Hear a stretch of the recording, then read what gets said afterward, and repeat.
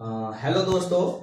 Last class में आपका जो टॉपिक कराया था मैंने, वो टॉपिक जो कराया था इंट्रोडक्शन कराया था, और उसके बाद आपका होमोजीनियस और हेट्रोजीनियस पे डिफरेंसेस बता के आपको मैंने एक्टिविटी के साथ छोड़ दिया था कि आप इसको एक्टिविटी को करिएगा और डिफरेंसेस लिखिएगा। एटलीस्ट आपने एक्टिविटी करी होगी और आपको कुछ ऑब्जर्वेशन दिखाई दिए होंगे जिनको आपने लिखा होगा। ठीक है, तो फिर भी मैंने एक बार उसमें क्या कर दिया, आपके डिफरेंसेस लिख दिए हैं कि कौन कौन से डिफरेंसेस होमोजीनियस मिक्सचर और हेट्रोजीनियस में होते हैं। ठीक है, आइए एक बार इनको रिवाइज कर लेते हैं, और आप इनको नोट्स अगर बनाना चाहें तो बना के, ठीक है, अपने नोट्स भी रेडी कर सकते हैं इनको नोट डाउन करके। तो आइए पहले देखते हैं होमोजीनियस मिक्सचर। होमोजीनियस मिक्सचर में क्या होता है दोस्तों, यूनिफॉर्म कंपोजिशन, या आप ये भी कह सकते हैं uniform distribution of particles. Uniform composition बोल दीजिए या यूनिफॉर्म डिस्ट्रीब्यूशन ऑफ पार्टिकल बोल दीजिए, दोनों का मतलब एक ही है। कहने का मतलब कि जब आप चीनी को पानी में घोलेंगे तो जब आप क्या करेंगे, चीनी को अगर आप ऊपर से टच करेंगे, बीच में से पिएंगे या लास्ट में से, ऐसा नहीं है एक जगह चीनी ज्यादा मीठी लगेगी या शरबत एक जगह ज्यादा मीठा लगेगा, एक जगह कम, या एक जगह बिल्कुल भी मीठा नहीं लगेगा। ऐसा नहीं होगा हर जगह, क्योंकि उसके पार्टिकल हर जगह फैल गए हैं, इसलिए उसका जो टेस्ट आएगा या जो उसका असर होगा वो क्या होगा, थ्रू आउट दी सॉल्यूशन बिल्कुल एक जैसा होगा। इसको कहते हैं यूनिफॉर्म कंपोजिशन या uniform distribution of the particle. जो आपको दोनों में से अच्छा लगे आप लिख सकते हैं, यूनिफॉर्म कंपोजिशन या यूनिफॉर्म डिस्ट्रीब्यूशन ऑफ पार्टिकल। दूसरा, होमोजीनियस लेयर में, होमोजीनियस सॉल्यूशन के अंदर कोई भी सेपरेट लेयर नहीं बनती, जैसा कि हमने देखा था किसके अंदर, ये रहा सॉल्ट वाला केस अभी भी। ठीक है, इसमें आपको क्लियर दिख रहा है कि आपका अगर आप यहां से टेस्ट करेंगे, यहां से करेंगे या बिल्कुल लास्ट से करेंगे तो इसमें नमकीन पानी का ही स्वाद आएगा और बिल्कुल एक जैसा। यूनिफॉर्म डिस्ट्रीब्यूशन समझ में आ गया। इसमें कोई भी सेपरेट लेयर नहीं बन रही, एक ही लेयर है। आप इसमें ये नहीं कह सकते यहाँ पे बीच में लेयर बन रही है, यहाँ बीच में लेयर बन रही है, ऐसा कहीं भी नहीं हो रहा। देखो एक लेयर बस ये है जो टॉप पे है, ये टॉप पे लेयर है, बाकी और कोई लेयर नहीं है। क्लियर हो गया, तो no separate layer. Homogeneous mixture की दूसरी प्रॉपर्टी क्या है, कोई भी सेपरेट लेयर नहीं बनती। तीसरी इसकी प्रॉपर्टीज क्या है, इसमें पार्टिकल जिसको आपने डिसॉल्व किया है और अगर वो डिसॉल्व करने पे होमोजीनियस मिक्सचर बना है तो उसमें पार्टिकल आपको आंखों से दिखाई नहीं देंगे। ठीक है, जब आपने घर पे ऑब्जर्वेशन किया होगा तब भी पता चला होगा इसमें पार्टिकल आंखों से दिखाई नहीं दे रहे। क्लियर हो गया। चौथा पॉइंट, इनको आप फिल्ट्रेशन, इनको आप छान के अलग नहीं कर सकते। ये आपके चार बहुत बेसिक ऑब्जर्वेशन है जो मैं आपको बता रहा हूं। ये चार जो ऑब्जर्वेशन है ये आपके क्या है, बहुत बेसिक ऑब्जर्वेशन है, बहुत ही सिंपल ऑब्जर्वेशन है। क्लियर। और पांचवा पॉइंट आप क्या लिख लीजिए, एग्जाम्पल। एग्जाम्पल में क्या आ जाएगा, ठीक है, आप लिख सकते हैं शुगर सॉल्यूशन या फिर सॉल्ट सॉल्यूशन, या आप अगर ये लिखने में प्रॉब्लम है तो आप लिख सकते हैं कि जब हम क्या करते हैं, when we add sugar in water, when we add salt in water. ठीक है, इस तरीके के बहुत सारे एग्जाम्पल हैं जो आप कोई भी नोट डाउन कर सकते हैं। मैंने आपको 5 पॉइंट होमोजीनियस के बिल्कुल बता दिए।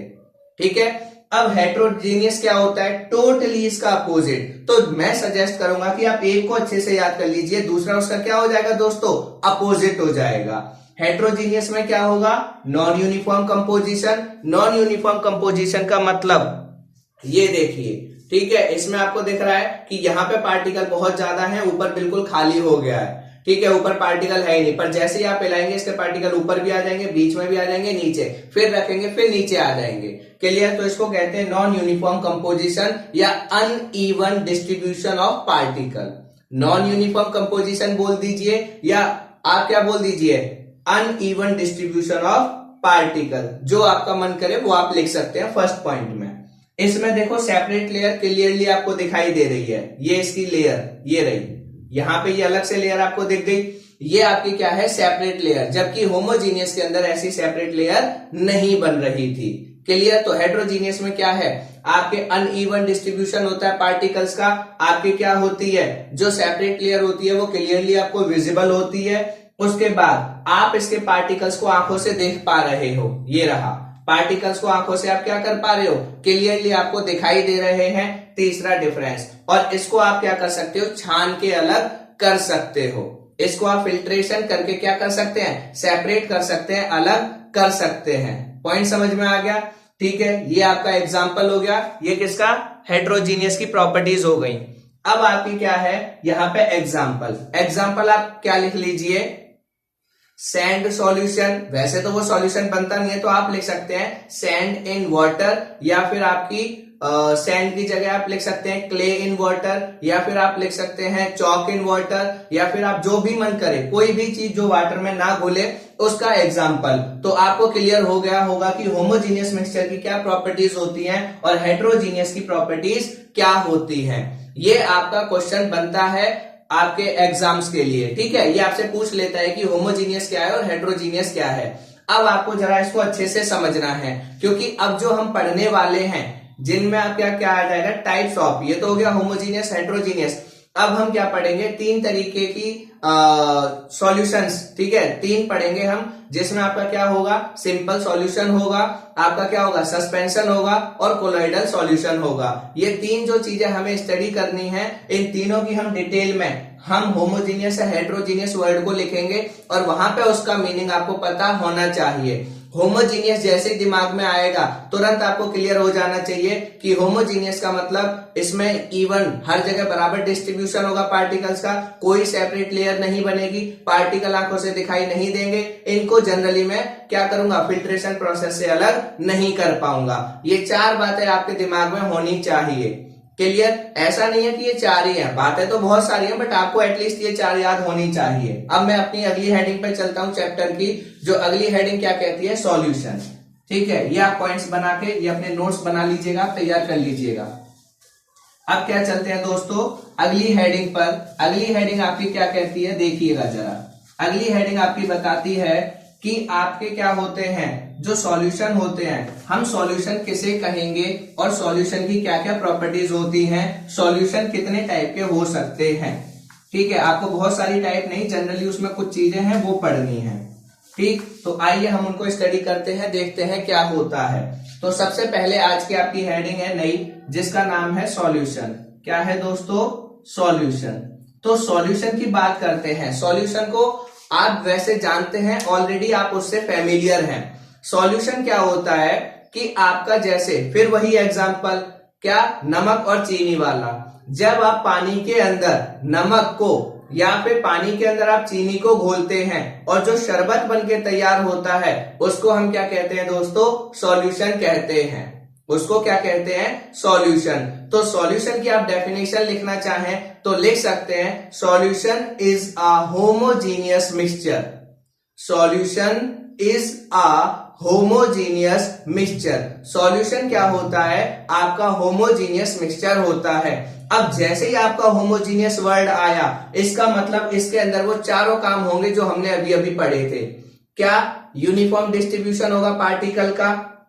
क्लियर? कोई सेपरेट लेयर नहीं बनेगी, इसमें पार्टिकल आंखों से दिखाई नहीं देंगे, इनको फिल्ट्रेशन से आप अलग नहीं कर सकते। अब आया समझ में कि पॉइंट को हम कैसे रिलेट कर सकते हैं, एक चीज को दूसरे से कैसे ऐड ऑन कर सकते हैं, ये तरीका होता है। तो सॉल्यूशन में आप सिंपल लिख सकते हैं और आगे भी डेफिनेशन बन जाएगी, कोई प्रॉब्लम नहीं है। Solution is a homogeneous mixture, it is made up by the two things that are solute and solvent. उसके बाद आप इसका एग्जाम्पल लिख दीजिए, डेफिनेशन में इतना ही काफी है।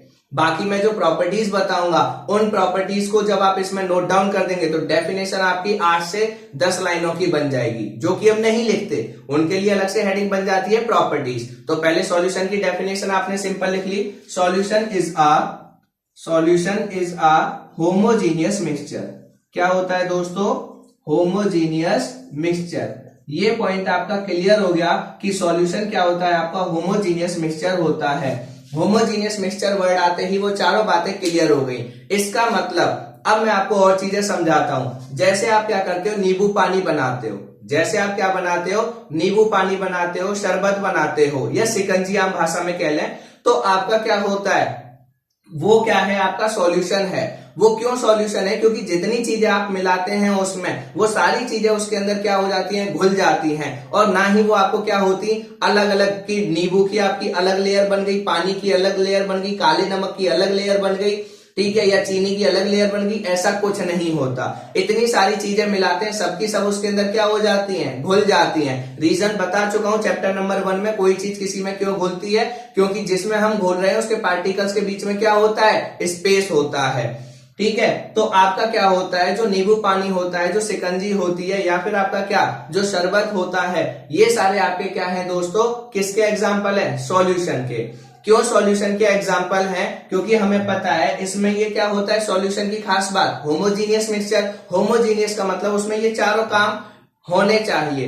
क्या, यूनिफॉर्म डिस्ट्रीब्यूशन, आपका क्या होना चाहिए, नो सेपरेट लेयर, पार्टिकल्स आंखों से दिखाई नहीं देने चाहिए, और इनको हम फिल्ट्रेशन प्रोसेस से अलग नहीं कर सकते। क्लियर हो गया, तो ये आपके क्या हो गए दोस्तों, सॉल्यूशन हो गए।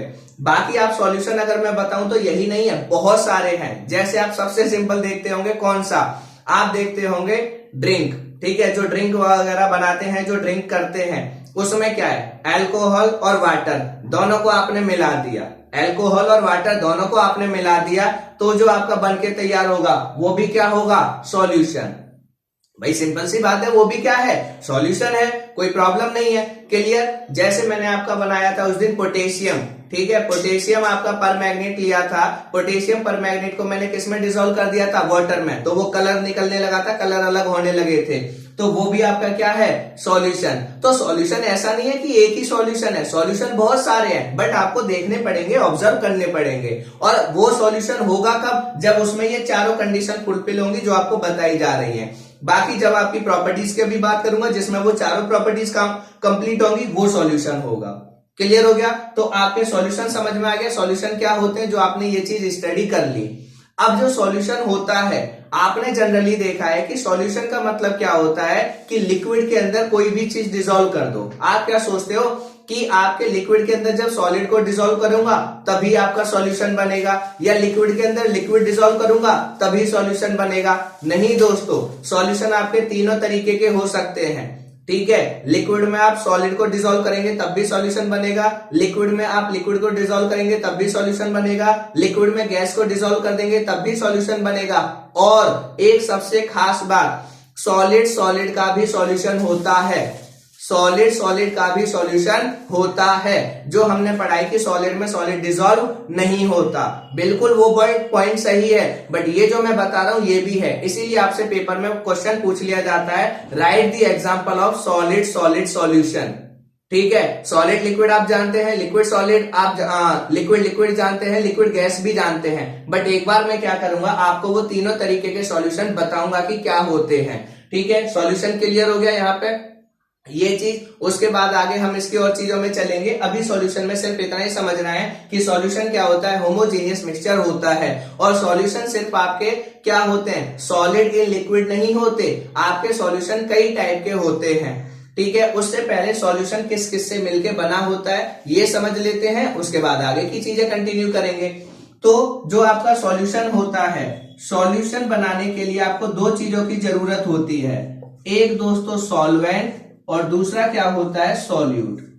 जो सॉल्यूशन होता है वो दो चीजों से मिलके बनता है, किससे, सॉल्यूट और सॉल्वेंट। तो आप ये भी कह सकते हैं कि क्या हो गया, सॉल्यूशन इज द कॉम्बिनेशन, या solution is combination of solvent plus solute. ठीक है, बट ये डेफिनेशन अच्छी नहीं है, आप ये लिखिए, solution is a homogeneous mixture in which solute and solvent are present. बस, solution is a homogeneous mixture in which solute and solvent are present. कहानी खत्म।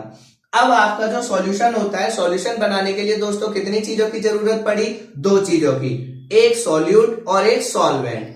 अब आता है क्वेश्चन, अगर मैं आपसे कहूं क्या कि आपने पानी के अंदर चीनी को डाला है, बताइए सॉल्यूट क्या होगा, सॉल्वेंट क्या होगा।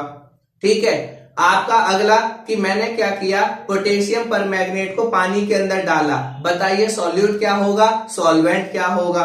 इस तरीके से ये आप कैसे पहचानेंगे कि आपने जो सॉल्यूशन बनाया है उसमें जो दो या तीन चीजें इस्तेमाल करी हैं, जैसे शिकंजी या लेमनेड, नींबू पानी, उसमें आपका क्या होगा कि आपका नींबू, आपका क्या मतलब जो आपका लेमन है वो होगा सॉल्यूट या सॉल्वेंट, या फिर आपका जो सॉल्ट होगा वो होगा, या शुगर होगी, या वाटर होगा, कौन होगा, कैसे पता करेंगे? तो इसका बहुत आसान तरीका है। जिनको डेफिनेशन याद है कोई प्रॉब्लम नहीं है, जिनको नहीं याद उनको मैं एक तरीका बताता हूं बहुत आसान। अब देखिए सॉल्वेंट में कितने वर्ड हैं दोस्तों? 1 2 3 4 5 6 7, इसमें टोटल कितने वर्ड हैं? 7। इसमें 1 2 3 4 5 6। अब ये ध्यान रखना कि जब आप सॉल्यूशन बनाने के लिए जो आप सॉल्यूशन बना रहे हैं उसमें जिस क्वांटिटी को आपने कम लिया होगा, जिसकी मात्रा कम होगी वो हमेशा क्या होगा? सॉल्यूट। और जिसकी क्वांटिटी या जिसकी मात्रा ज्यादा होगी वो हमेशा क्या होगा? सॉल्वेंट। मेरे कुछ दोस्तों को ये चीज बहुत अच्छे से आती है, डायरेक्टली उनको डेफिनेशन याद है, बहुत अच्छी बात है। पर जिन दोस्तों को प्रॉब्लम होती है उनके लिए मुझे लगता है ये काफी कारगर चीज होगी, क्योंकि कई बार क्वेश्चन में पूछ लेता है। ठीक है, पूछ लेता है तो आपको पता होना चाहिए। तो सॉल्यूट क्या होता है? सॉल्यूट आपकी वो चीज होती है जिसकी अमाउंट हमेशा सॉल्यूशन में क्या होगी? कम। सॉल्यूशन बनाने के लिए जिस चीज को आपने कम यूज किया होगा वो हमेशा क्या होगी? सॉल्यूट। और जो चीज आपकी ज्यादा अमाउंट में होगी वो हमेशा क्या होगी? सॉल्वेंट। आगे बात समझ में? जैसे मैंने आपको बताया कि आपने शरबत बनाया, जो आपने शरबत बनाया उसमें आपने चीनी ज्यादा लिया, पानी ज्यादा लिया। आंसर होगा ऑब्वियस सी बात है, पानी ज्यादा लिया तो वाटर आपका क्या हो जाएगा? उसमें सॉल्वेंट।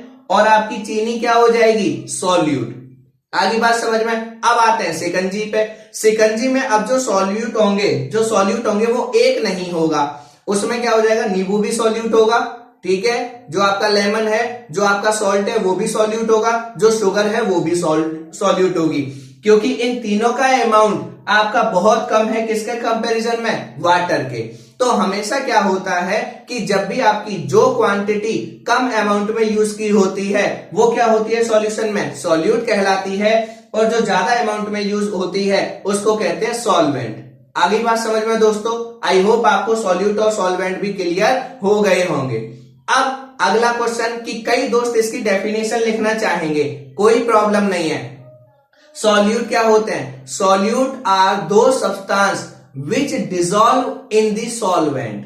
बस ये याद रखना है, विच डिसॉल्व इन दी सॉल्वेंट। ऐसे सब्सटेंस जो डिसॉल्व होते हैं, क्योंकि यही तो वो छोटी छोटी चीजें हैं जो घुल रही हैं। तो ऑल दो substance which dissolve in the solution. आप सॉल्यूट भी नहीं लिखना चाहते तो सॉल्यूशन लिख लो। ऑल दो substance which dissolve in the solution. वो सारे पदार्थ, वो सारे सब्सटेंस जो आपके सॉल्यूशन के अंदर घुलते हैं, जो भी, वो सारे क्या होंगे? सॉल्यूट। और सॉल्वेंट क्या होगा? ऑल सब्सटेंस, या ऑल तो नहीं आएगा यहां पे, आप लिखेंगे substance which help substance which solvent में क्या हो जाएगा? सॉल्यूट को होगा which dissolve, which help in the dissolve. ठीक है, जो अपने अंदर डिसॉल्व करता है। ठीक है, इसमें आप क्या लिख सकते हैं कि जो अपने अंदर घुलने में हेल्प करता है। इसका सेंटेंस आप बनाना चाहें तो क्या बन सकता है? विच help in the dissolution of the solute. थोड़ा सा कॉम्प्लिकेटेड बन गया, आप इसको अपनी सिंपल लैंग्वेज में बना लेना कि क्या लैंग्वेज बन सकती है। ठीक है, तो सॉल्वेंट क्या हो गया? जो आपका क्या करता है? सॉल्यूशन में घुलने में हेल्प करता है। और सॉल्यूट क्या होता है? जो सॉल्यूशन के अंदर घुलता है। क्लियर हो गया? ये आपके पॉइंट है जो आपके क्लियर हो गए, यहां से क्लियर हो गया। अब आपसे क्या पूछ लेता है? सॉल्यूशन की जनरल चीजें पूछ लेता है। जैसे आपसे एग्जांपल देगा कुछ जो आपके हैं और क्वेश्चन पूछेगा। जैसे अब मैं इसको चलो यही पूछ लेता हूं। जैसे आपसे क्या पूछता है कि आपने क्या बनाया, आप एग्जांपल बताइए सॉलिड लिक्विड सॉल्यूशन का। क्वेश्चन क्या पूछेगा? Right the example of solid liquid solution. ठीक है, सॉलिड लिक्विड सॉल्यूशन का एग्जांपल बताइए। ठीक है, दूसरा आपसे पूछ लेगा सपोज लिक्विड सॉल्यूशन का एग्जांपल बताइए, लिक्विड सॉल्यूशन का एग्जांपल। तीसरा आपसे पूछ लेगा कि आप किसका? गैस और लिक्विड सॉल्यूशन का एग्जांपल बताइए, गैस और लिक्विड सॉल्यूशन का। उसके बाद गैस सॉल्यूशन भी पूछ सकता है। ये सब मैं आपको ऐसा नहीं है कि अलग से बता रहा हूं, ये सारी आपकी एनसीईआरटी में दिए हुए हैं। अब देखो सॉलिड लिक्विड सॉल्यूशन क्या होगा कि जो आपने सॉल्यूट, जो क्वांटिटी कम है वो कैसी होनी चाहिए? आपकी क्या होनी चाहिए? जैसे अगर मैं आपसे यहाँ पे एग्जांपल लिख दूं शुगर सॉल्यूशन, डायरेक्टली लिख देता हूं। ठीक है, एग्जांपल क्या है? Sugar solution. चीनी का घोल या शरबत। अब आप इसमें बताइए कि सॉल्यूट कौन है और सॉल्वेंट कौन है। तो अभी अभी मैंने बताया कि चीनी आपकी क्या होगी, सॉल्यूट, क्योंकि वो कम क्वांटिटी में, और सॉल्वेंट कौन होगा आपका, वाटर। और ये एग्जांपल, इसके साथ साथ ये किसका एग्जांपल है, कौन से सॉल्यूशन का, सॉलिड लिक्विड सॉल्यूशन, क्योंकि आपने सॉलिड को किसके अंदर डिसॉल्व किया है, लिक्विड के अंदर। आपने सॉलिड को लिक्विड के अंदर डिसॉल्व किया है। क्लियर हो गया। अब दूसरा आपसे पूछता है किसका, टिंचर आयोडीन। किसका पूछता है, टिंचर आयोडीन। ठीक है। अब ये टिंचर आयोडीन क्या होता है ये मैं आपको बताता हूं। आपने इतना नोट डाउन कर लिया होगा ये जो भी चीजें हैं। ठीक है, अब इनको समझते हैं क्योंकि ये थोड़े से जरूरी है। ठीक है, ये आपसे पूछे जाते हैं, तो आइए इनको डिस्कस कर लेते हैं, इनको स्टडी करते हैं क्या होते हैं ये। ठीक है, ये यहां पे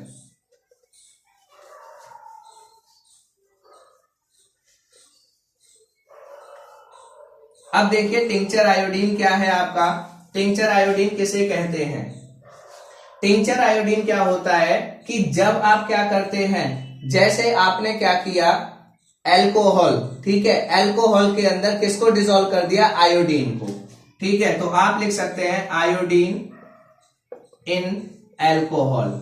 जब आप एल्कोहल के अंदर आयोडीन को डिसॉल्व करते हैं तो जो सॉल्यूशन बनता है उसको कहते हैं टिंचर ऑफ आयोडीन। क्या कहते हैं, दोबारा रिपीट कर रहा हूं कि जब आप एल्कोहल के अंदर आयोडीन को डिसॉल्व करते हैं तब जो सॉल्यूशन बनता है उसे कहते हैं टिंचर ऑफ आयोडीन। अब ये इस्तेमाल कहां होता है, ये आपका इस्तेमाल होता है जब आपके कहीं चोट लग जाती है, घर में आपके सेवलॉन नहीं है, डेटॉल नहीं है, आप वहां पे चोट लग गई है, आपके क्या होगा, इन्फेक्शन फैल सकता है, तो उसको रोकने के लिए आपके क्या होते हैं, मान लीजिए डेटॉल या सेवलॉन नहीं है तो आप उनकी जगह पे टिंचर आयोडीन को भी इस्तेमाल कर सकते हैं। आ गया पॉइंट समझ में। इसलिए ये आपके लिए जानना जरूरी है, ये पेपर में क्वेश्चन आया है। क्वेश्चन कैसे आया है कि एक लड़की है जो झूला झूल रही है, उसके चोट लग जाती है, तो आप बताइए आप किसका इस्तेमाल करेंगे। ठीक है, और उसको किस नाम से जानते हैं, तो आंसर था टिंचर आयोडीन का इस्तेमाल करेंगे। और वो क्या होता है, जब आयोडीन को अल्कोहल में डिसॉल्व करते हैं तो उसे टिंचर ऑफ आयोडीन कहते हैं। अब इसी क्वेश्चन को वो नए तरीके से पूछ ले। नया तरीका क्या, राइट द एग्जांपल ऑफ, ठीक है, इसको भी आप सॉलिड में डाल सकते हैं। क्लियर, ये भी किस में आप डाल सकते हैं, सॉलिड लिक्विड सॉल्यूशन के अंदर, प्रॉब्लम नहीं है। ठीक है, क्योंकि आयोडीन आपको जनरली क्या मिलेगा, सॉलिड फॉर्म में। ठीक है, अगर लिक्विड में मिलता है तो आप लिक्विड के अंदर इस कैटेगरी में डाल सकते हैं, कोई प्रॉब्लम नहीं है। ठीक है, तो ये क्या हो जाएगा आपका टिंचर आयोडीन। टिंचर आयोडीन इसका एग्जांपल ना होके इसका होगा सॉलिड लिक्विड का, सॉरी किसका होगा आपका, सॉलिड लिक्विड का एग्जांपल होगा टिंचर आयोडीन। ये इसका नहीं, इसको इसमें डाल लेना। ठीक है, यहां पे इस पॉइंट को मैं अभी इसका बता देता हूं, इसको आप इसमें नोट डाउन कर लेना। क्लियर, ये क्या है आपका सॉलिड लिक्विड सॉल्यूशन का ही एग्जांपल है। किसका एग्जांपल है, सॉलिड लिक्विड सॉल्यूशन का ही एग्जांपल है टिंचर आयोडीन, क्योंकि आयोडीन इसमें क्या होता है, सॉलिड, और अल्कोहल क्या होता है, लिक्विड, तो सॉलिड लिक्विड का कॉम्बिनेशन टिंचर ऑफ आयोडीन होता है। अब अगला पॉइंट क्या है टिंचर ऑफ आयोडीन में, कि आपसे ये पूछ लेगा कि टिंचर ऑफ आयोडीन में सॉल्यूट कौन है और सॉल्वेंट कौन है। तो टिंचर ऑफ आयोडीन में सॉल्यूट कौन होगा आपका, जो कम क्वांटिटी, आयोडीन, और सॉल्वेंट कौन होगा, अल्कोहल। क्लियर हो गया, ये पॉइंट आपको क्या करना है, ध्यान रखना है। ठीक है, थोड़ा सा आगे चलते हैं, अगला पॉइंट, अगला वाला जो है, आपने सॉलिड लिक्विड तो पढ़ लिया, ये दो एग्जांपल भी देख लिए, प्लीज इनको याद रख लीजिएगा। ठीक है दोस्तों, अब आता है इसके बाद अगला। ठीक है, सॉलिड की जगह आ जाएगा लिक्विड सॉल्यूशन। कौन सा आ जाएगा, लिक्विड सॉल्यूशन। तो देखिए लिक्विड सॉल्यूशन क्या होगा, लिक्विड का मतलब सॉल्यूट भी लिक्विड होना चाहिए और सॉल्वेंट भी क्या होना चाहिए, लिक्विड। तो दोनों लिक्विड किस में होते हैं, आपके अल्कोहल। जब आप क्या बनाते हैं, अल्कोहल बनाते हैं, सिंपल सी बात है, इसमें कोई बहुत भयंकर बात नहीं है। आप क्या करते हैं, जब पैक बनाते हैं, अल्कोहल बनाते हैं, उसी में आपका क्या होता है, सॉल्यूट भी लिक्विड होता है और सॉल्वेंट भी क्या होता है, लिक्विड होता है। तो वो आपका किसका एग्जांपल हो गया, लिक्विड का, अल्कोहल इन वाटर। आप क्या लिख सकते हो, अल्कोहल इन वाटर। ठीक है, एल्कोहल इन वाटर। इसमें भी आपको पता है, इसमें आपसे सॉल्यूट और सॉल्वेंट पूछ लिया जाए तो क्या होगा, वाटर आपका ज्यादा क्वांटिटी में होता है, एल्कोहल क्या होता है कम, तो वाटर क्या हो जाएगा सॉल्वेंट और एल्कोहल क्या हो जाएगा सॉल्यूट। मैं उन लोगों की बात नहीं कर रहा हूं जो नीट पीते हैं जिसमें आपका बिल्कुल भी पानी नहीं मिलाते, वो एक अलग चीज है। मैं बात कर रहा हूं सॉल्यूशन, ठीक है। तो उस केस में आपका ये वाला आंसर हो जाएगा। लिक्विड लिक्विड का क्लियर हो गया। अब चलते हैं किसके आगे, ठीक है, किस पे चलते हैं, आपके गैस लिक्विड पे। ये अच्छा है, ये सारे वो हैं जो आपसे 1 मार्क्स में पूछ लिए जाते हैं। गैस लिक्विड सॉल्यूशन क्या होता है। अब इसमें क्या होना चाहिए, जो आपका सॉल्वेंट, ठीक है, सॉल्वेंट तो क्या होगा लिक्विड, सॉल्यूट क्या होनी चाहिए गैस। इसका एग्जांपल होगा एरिएटेड ड्रिंक्स। क्या होगा, एरिएटेड ड्रिंक्स। एरिएटेड ड्रिंक्स मतलब जो आप क्या करते हैं कोल्ड ड्रिंक्स वगैरह पीते हैं, जो आप कोल्ड ड्रिंक्स पीते हैं, सोडा वगैरह पीते हैं, वो आपका कैसा सॉल्यूशन होता है, गैस इन लिक्विड सॉल्यूशन। क्योंकि आप लिक्विड क्या होता है, जो पानी होता है एरिएटेड, जो एरिएटेड वाटर होता है उसके अंदर आप क्या करते हैं कार्बन डाइऑक्साइड को जबरदस्ती क्या करते हैं अंडर हाई प्रेशर उसको डिसॉल्व कराते हैं, तो क्या बन जाता है गैस लिक्विड सॉल्यूशन। क्या होती है एरिएटेड ड्रिंक्स। इसमें आपसे पूछा जाए कि सॉल्यूट कौन है सॉल्वेंट कौन है, तो एरिएटेड वाटर क्या होगा सॉल्वेंट, ठीक है, और जो आपका सॉल्यूट होगा वो क्या होगा carbon dioxide, carbon dioxide plus water, कौन सा एरिएटेड, ठीक है, एरिएटेड वाटर। क्लियर हो गया। ये पॉइंट ध्यान रखना, ये आपको अभी छोटे छोटे लग रहे हैं बट जब आप एग्जाम में देखेंगे तब आपको इनकी सिग्निफिकेंस और इनकी जो इंपॉर्टेंस है वो आपको पता चल जाएगी। अब आते हैं आगे, अगला वाला जो सॉल्यूशन है कौन सा है, अगला सॉल्यूशन एग्जांपल है गैस गैस सॉल्यूशन। कौन सा है गैस गैस सॉल्यूशन। तो गैस गैस सॉल्यूशन को देखिए क्या होता है। गैस गैस सॉल्यूशन का एग्जांपल आपको कुछ नहीं लिखना, सिर्फ लिखना है एयर। जो आपकी एयर होती है वो आपकी होमोजीनियस मिक्सचर होती है। अब इसमें आपसे पूछेगा कि इसमें आप बताइए सॉल्यूट कौन है और सॉल्वेंट कौन है, सॉल्यूट कौन है और सॉल्वेंट कौन है। आपके जो अमाउंट होता है एयर में सबसे ज्यादा अमाउंट किसका होता है नाइट्रोजन का, और उसके बाद दूसरे नंबर पे क्या होती है ऑक्सीजन, ठीक है। तो आपकी नाइट्रोजन को हम क्या मान लेंगे सॉल्वेंट और सॉल्यूट किसको मान लेंगे ऑक्सीजन। बाकी जो गैसेज होती हैं वो बहुत कम अमाउंट में होती हैं, इसलिए जनरली हम उनको कंसीडर नहीं करते। तो आपने देखा कितने तरीके के सॉल्यूशन हैं, बहुत तरीके के, और ये नहीं है मैं इनको आपकी डिटेल बता रहा हूं, ये सब आपकी एनसीईआरटी में दिए हुए हैं। हाँ, इसमें 1-2 एक्स्ट्रा हो सकता है, बाकी सारे आपके एनसीईआरटी में दिए हैं। एरिएटेड ड्रिंक्स वाला भी दिया है, टिंचर ऑफ आयोडीन वाला भी दिया है, नाइट्रोजन ऑक्सीजन वाला भी दिया है, एयर, ये सारे आपके एनसीईआरटी में ऑलरेडी प्रेजेंट हैं। अब एनसीईआरटी में जो एक और प्रेजेंट है जो आप मोर टू नो वाला कॉलम है उसमें लिखा हुआ है, कौन सा सॉलिड सॉलिड सॉल्यूशन।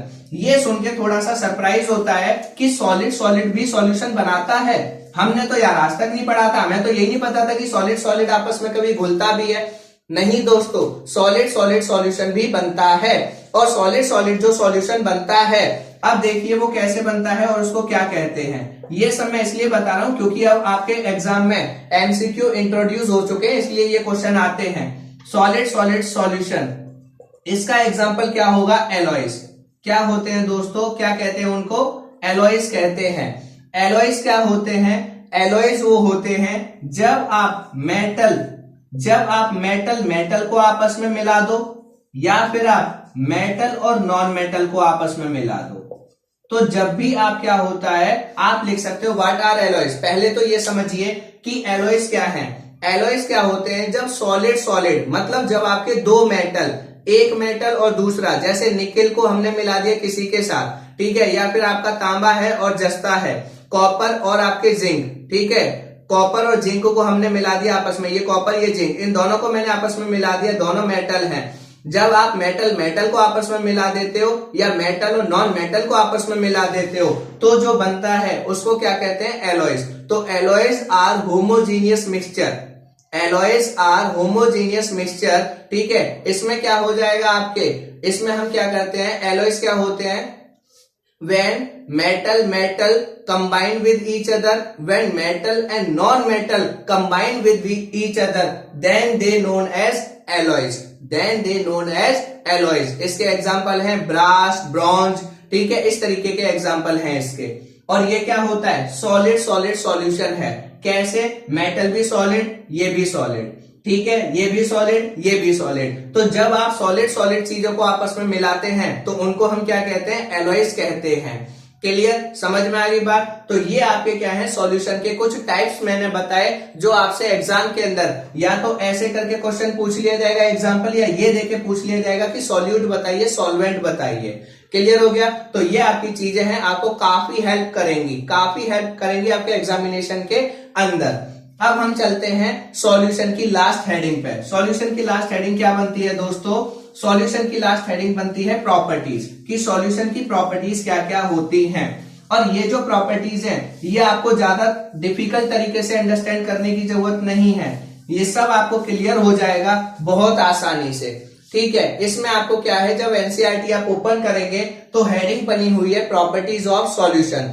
सबसे पहला पॉइंट लिखा हुआ है प्रॉपर्टीज ऑफ सॉल्यूशन में, सॉल्यूशन आर होमोजीनियस मिक्सचर। क्या लिखा हुआ है, सॉल्यूशन आर होमोजीनियस मिक्सचर, कि जो सॉल्यूशन होते हैं वो क्या होते हैं आपके, होमोजीनियस मिक्सचर। होमोजीनियस मिक्सचर नाम आते ही वही चारों बातें याद आनी चाहिए।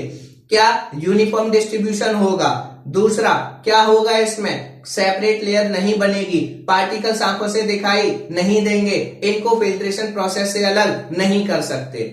क्लियर, तो ये क्या है, होमोजीनियस मिक्सचर। और आप पहले भी देख चुके हैं सॉल्यूशन का एग्जांपल क्या है, आपका शरबत, शुगर सॉल्यूशन या सॉल्ट सॉल्यूशन। और सॉल्ट सॉल्यूशन मेरे पास ऑलरेडी है, सॉल्ट सॉल्यूशन ऑलरेडी मेरे पास है। अब इसमें जो जो आपको दिखाई दे रहा है, जो जो प्रॉपर्टीज दिख रही हैं, वो सारी की सारी प्रॉपर्टीज किसकी हो जाएंगी, सॉल्यूशन की प्रॉपर्टीज हो जाएंगी। हाँ, इसमें ये थोड़े बहुत पार्टिकल अगर दिख रहे होंगे तो वो गंदगी की वजह से हो गए होंगे, और कोई रीजन नहीं है। तो यहाँ पे देखते हैं, आप घर पे करेंगे तो आपको समझ में आ जाएगा। अब देखिए ये क्या है, होमोजीनियस मिक्सचर है। क्लियर, तो सॉल्यूशन पहला पॉइंट, होमोजीनियस मिक्सचर होते हैं। दूसरा, क्या आपको नमक के जो पार्टिकल्स है वो दिखाई दे रहे हैं इसमें, आंसर होगा नहीं। तो इसका सॉल्यूशन का दूसरा पॉइंट क्या बन गया, particles are not seen by naked eyes. दूसरा पॉइंट क्या बन गया दोस्तों, particles are not seen by naked eyes, ये आपको नग्न आंखों से दिखाई नहीं देते। ठीक है, अगर आप इनको देखेंगे क्लियरली आंखों से डायरेक्टली तो ये आपको दिखाई नहीं देंगे। तीसरा पॉइंट देखिए, तीसरा पॉइंट अगर मैं बात करूं, आपकी किताब में एक और पॉइंट दे रखा है, इनके पार्टिकल का साइज। पार्टिकल का साइज वो याद रखना पड़ेगा, आपकी मर्जी है, लिखना चाहे लिख सकते हैं। ठीक है, कितना होता है, 1 नैनोमीटर। कितना होता है, 1 नैनोमीटर, मतलब 10⁻⁹ मीटर। क्लियर, अगर मन करे, नहीं करे तो उनको छोड़ दीजिए, प्रॉब्लम नहीं है। आप लिख सकते हैं particles are very small so they are not seen by naked eyes, खत्म कहानी। बाकी किसी भाई को अगर इच्छा है, किसी स्टूडेंट की अगर इच्छा है कि नोट डाउन करना है तो लिख लीजिए 1 नैनोमीटर, और 1 नैनोमीटर इज इक्वल टू होता है 10⁻⁹ मीटर के। क्लियर हो गया, ये दूसरा पॉइंट आपने नोट डाउन। तीसरा, इसकी प्रॉपर्टीज क्या है जो आपको खुद करनी पड़ेगी। तीसरी प्रॉपर्टीज क्या है कि यहां से लाइट लीजिए, लाइट को इस तरफ से भेजिए, और आप देखिए कि क्या आपको लाइट यहाँ पे इस सॉल्यूशन में बीच में दिखाई देगी या आपकी पार निकल जाएगी। तो जब आप इसमें भेजेंगे तो क्या होगा, लाइट आपको यहाँ पे दिखाई नहीं देगी, लाइट आपको कहां दिखाई देगी, पार, मतलब यहां से जाती भी दिखेगी, यहां से आती भी दिखेगी, पर इसके बीच में लाइट आपको दिखाई नहीं देगी। ठीक है, तो path of light is not seen, path of light is not seen in solution। जो आपका पाथ है लाइट का वो दिखाई नहीं देगा। मैं डायग्राम बनाने की कोशिश करता हूं, समझाता हूं। ये आपका सॉल्यूशन है, ठीक है, इसमें आपने ये लाइट भेजी यहां से ये जाएगी जरूर, और यहां से ये वापस भी बाहर भी निकलेगी, पर यहां पे लाइट आपको दिखाई नहीं देगी। क्लियर, अब ऐसा क्यों हुआ, इसका रीजन समझ लीजिए। क्योंकि आपके जो पार्टिकल का साइज है वो कितना है, बहुत छोटा। ठीक है, 1 नैनोमीटर 10⁻⁹ मीटर। अब ये इतने छोटे पार्टिकल हैं, अब क्या होता है, जब ये बहुत छोटे पार्टिकल होते हैं तो लाइट इन पे अगर गिरती भी है तो ये लाइट को फैला नहीं पाते। भाई कोई भी चीज, ये जो हमें लाइट दिख रही है, ये क्यों दिख रही है? क्योंकि यहाँ पे क्या है, ये पार्टिकल्स हैं और लाइट जब इनसे टकराती है तो फैलती है। जितना ज्यादा फैलेगी, जितना ज्यादा टकराएगी, जितना ज्यादा फैलेगी, उतना ही तो हमें दिखाई देगी। ठीक है, तो इसके पार्टिकल्स क्या होते हैं, बहुत ज्यादा छोटे होते हैं, उनमें ये एबिलिटी नहीं होती कि वो लाइट को फैला पाए, इसीलिए आपको सॉल्यूशन के अंदर लाइट का पाथ दिखाई नहीं देता। जाती हुई दिखेगी, बाहर आती हुई दिखेगी, बट सॉल्यूशन के अंदर उसका रास्ता दिखाई नहीं देगा। क्लियर हो गया कि पाथ ऑफ लाइट आपको दिखाई नहीं देता। अगला पॉइंट, फोर्थ पॉइंट आप जो लिखना चाहें, फोर्थ आप लिख सकते हैं कि इनको आप फिल्ट्रेशन प्रोसेस से अलग नहीं कर सकते। They can not be separate, they can not be separate by filtration. ठीक है, इनको आप फिल्ट्रेशन प्रोसेस से अलग नहीं कर सकते। क्लियर हो गया, इनको आप फिल्ट्रेशन, अगर मैं कहूं कि आप क्या कीजिए, शरबत में से चीनी को अलग कर दीजिए छान के, तो क्या पॉसिबल है? आंसर होगा नो। तो आप इनको छान के अलग या फिल्ट्रेशन प्रोसेस से अलग नहीं कर सकते। क्लियर हो गई कंडीशन, समझ में आ गया दोस्तों।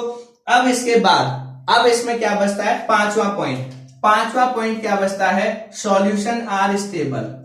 Solution are stable. सॉल्यूशन को हम स्टेबल क्यों कहते हैं, अब इसका रीजन समझ लीजिए। स्टेबल इसलिए कहते हैं क्योंकि आप जब सॉल्यूशन को क्या करोगे, स्टेबल का मतलब होता है कि इसको आप हिलाइए, आपने इसको हिलाया, हिलाने के बाद क्या इसके पार्टिकल आपको दिखाई देगा क्या, ऊपर नीचे कहीं पे, या आप जब इसको रख देते हो तो क्या नमक या चीनी के पार्टिकल नीचे बैठे हुए दिखाई दे जाते हैं?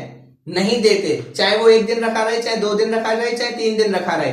बट इसी की जगह अगर मैं इसको लेता हूं, इसमें तो पहले ही मुझे दिख रहे हैं, चलिए मैंने इसको क्या किया, ये हिलाया, हिलाने के बाद क्या किया, अब ये देखिए थोड़ी देर बाद फिर ये नीचे बैठ जाएंगे, तो इसको कहेंगे अनस्टेबल। ये अनस्टेबल सॉल्यूशन है, ये पहले तो सॉल्यूशन है ही नहीं, बट जो भी सॉल्यूशन होगा ये कौन सा होगा, अनस्टेबल। तो स्टेबल सॉल्यूशन क्यों कहते हैं इसको, इसलिए कहते हैं क्योंकि ये हिलाने पे या कुछ भी करने पे इसके पार्टिकल आपके नीचे बैठे हुए दिखाई नहीं देते। यही 5 प्रॉपर्टीज आपको क्या करनी है, याद करनी है। यही आपकी कोलॉइडल सॉल्यूशन में आएंगी, यही आपकी सस्पेंशन में आएंगी। तो इसीलिए अगर इनको आप याद कर लोगे, इन्हीं पॉइंट को, तो आपके इनडायरेक्टली सस्पेंशन भी क्लियर हो जाएगा और कोलॉइडल सॉल्यूशन भी क्लियर हो जाएगा। ठीक है, ये सब कुछ था आपका किसके बारे में, सॉल्यूशन के बारे में। इससे रिलेटेड कोई क्वेश्चन हो, कोई क्वेरी हो, कोई कमेंट हो, तो प्लीज आप कमेंट सेक्शन में लिखिएगा या आप डाउट पूछिएगा। उसके बाद आपका क्या है, वीडियो अच्छी लगी हो तो लाइक कीजिएगा, शेयर कीजिएगा और चैनल को सब्सक्राइब कीजिएगा। Thank you.